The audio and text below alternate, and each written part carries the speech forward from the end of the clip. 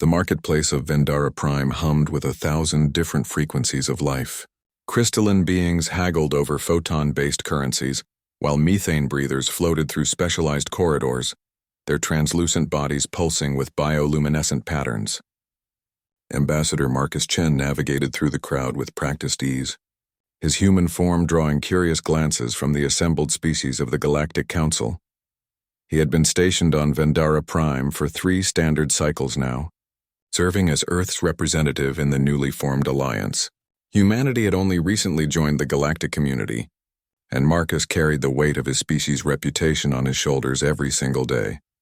The elderly Korath woman appeared seemingly from nowhere, her 6 limbs moving with surprising grace despite her obvious age. Her chitinous exoskeleton bore the pale blue markings of the Korath elder caste, and her compound eyes, each containing thousands of individual lenses, fixed upon Marcus with unsettling intensity. "Human," she rasped, her translator device rendering her clicks and whistles into standard galactic. "That ring upon your finger. Where did you acquire such a thing?" Marcus glanced down at his hand, surprised. The simple gold band caught the artificial light of the marketplace, gleaming softly. He had worn it for so long that he barely noticed it anymore. "This?" He held up his hand. "It was my grandfather's, a family heirloom." The Korath woman's antennae quivered and she stepped closer, her ancient joints creaking audibly. "May I?" Her primary manipulator extended toward him, trembling slightly. Marcus hesitated only a moment before sliding the ring from his finger and placing it gently in her palm. She brought it close to her eyes, rotating it slowly, examining every microscopic detail. "Impossible," she whispered. And for the first time since arriving on Vendara Prime, Marcus heard genuine emotion breaking through a translator's mechanical rendering. "This metal, it is not synthesized. It was mined from a planetary body." "Yes," Marcus confirmed, uncertain where this conversation was leading. "Gold, from Earth." The Korath woman's entire body shuddered. Around them, the marketplace continued its chaotic symphony, but Marcus felt as though they existed in a bubble of suspended time. "You do not understand," she said, her voice strengthening. "Humans mine metal from their own world? You burrow into your planet's crust and extract materials for decoration?" Marcus nodded slowly. "Well, yes. Gold, silver, platinum, diamonds. We've been mining for thousands of years." The old woman's legs buckled slightly, and Marcus instinctively reached out to steady her. She waved him off with one limb while clutching the ring tightly with another. "In all my 300 cycles of life," she began, her words measured and heavy, "I have traveled to 47 worlds of the Galactic Council. I have met species who manipulate gravity itself, beings who exist partially in quantum states, collectives who share consciousness across light years.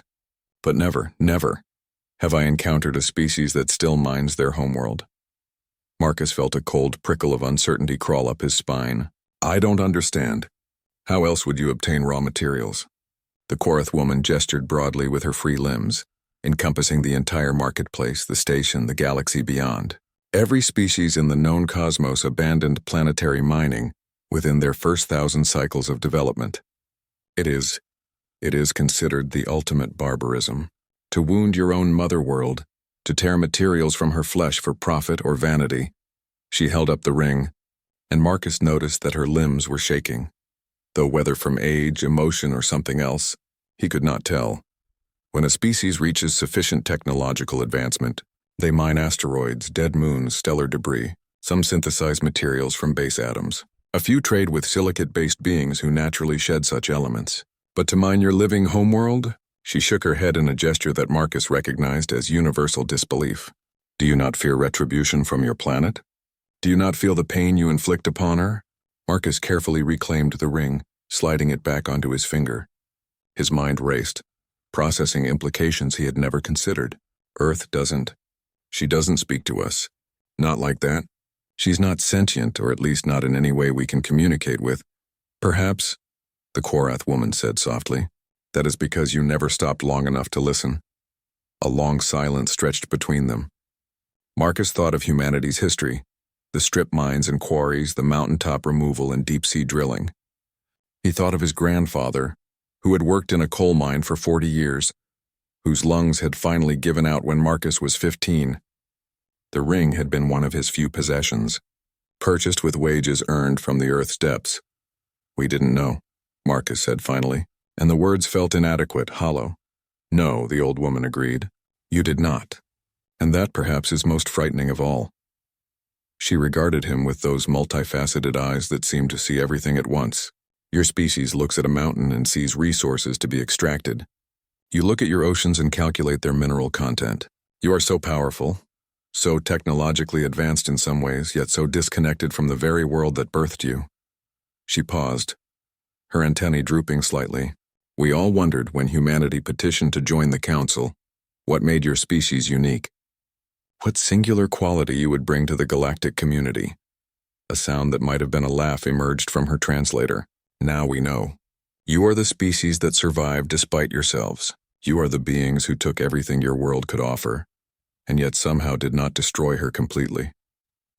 Marcus felt the weight of the ring on his finger with new awareness. "What happens now? Now?" The Korath woman began to move away, her aged body swaying slightly. "Now you teach us what we have forgotten, that survival is not always elegant, that sometimes progress is ugly and scarring and painful, and perhaps we teach you what you never knew, that listening is as valuable as taking, that preservation can be its own form of strength." She paused at the edge of the crowd, looking back at him. "Keep that ring, human. Wear it as a reminder of both who you were and who you might become." As she disappeared into the throng of alien bodies, Marcus stood motionless, staring at the simple gold band that had suddenly become the most complex object he had ever held.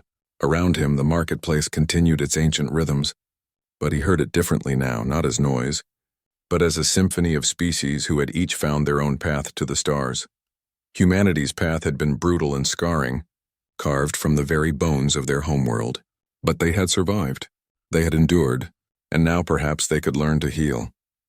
Marcus touched the ring with his thumb, feeling its smooth surface, and made a silent promise to his grandfather, to Earth, and to himself. They would do better. Humanity would learn, but they would never forget the cost of what had brought them here.